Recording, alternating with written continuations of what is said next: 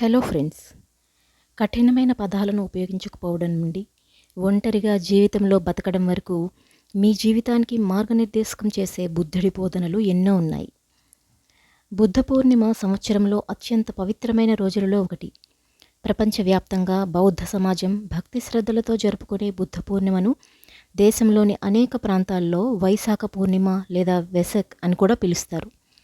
బౌద్ధ ప్రజలు ఈ పవిత్రమైన రోజును వేడుకలా నిర్వహించుకుంటారు. గౌతమ బుద్ధుని జయంతిని బుద్ధ పూర్ణిమగా నిర్వహించుకుంటారు.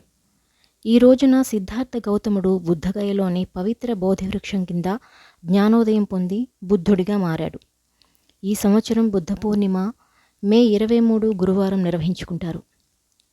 ఈ ప్రత్యేక దినాన్ని జరుపుకుంటున్నప్పుడు గౌతమ బుద్ధుని బోధనలను, శాంతి, అహింస, ఆప్యాయతలతో కూడిన జీవితాన్ని ఆయన బోధనల ద్వారా నేర్చుకోవచ్చు. గౌతమ బుద్ధుడి బోధనలు జీవితంలో ఎంతో స్ఫూర్తిని నింపుతాయి. జీవితంపై ఆశను పెంచుతాయి, అత్యాశను తగ్గిస్తాయి. మీ జీవితాన్ని మార్చే గౌతమ బుద్ధుని బోధనలు.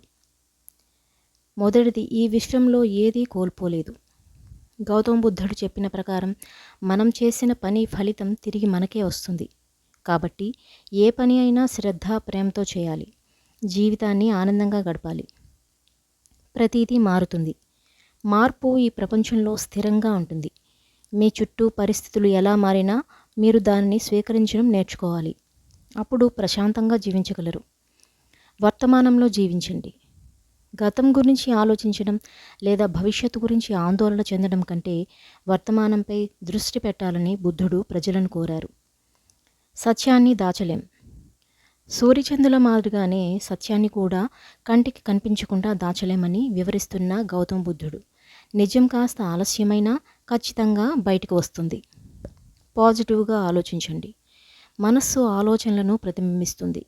సానుకూల జీవితాన్ని పొందడానికి మీరు మనస్సును సానుకూల ఆలోచనలతో నింపాలి.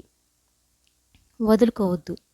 మీరు ఎక్కడి నుండి వచ్చినా, ఏ పరిస్థితిలో ఉన్నా మీపై మీకు శ్రద్ధను, ఇష్టాన్ని వదులుకోవద్దు. అదే జీవితానికి చుక్కాని లాంటిది. ఒంటరిగా నడవండి. కొన్నిసార్లు మనం సత్యమార్గంలో నడిచినప్పుడు తోడు ఎవరూ రాకపోవచ్చు. అయినా సరే ఒంటరిగానే నడవాలి. కానీ సత్యమార్గాన్ని వదలకూడదు. కఠినమైన పదాలను వద్దు. నాలుక ఎంతటి మాటనైనా సులువుగా అనేస్తుంది. ఒక వ్యక్తిని బాధ పెడుతుంది. మీరు మాట్లాడే మాట పొదుపుగా ఉండాలి. పదాలను జాగ్రత్తగా ఎంచుకోవాలి. శరీరమే మన ఆస్తి. మన శరీరమే గొప్ప ఆస్తి.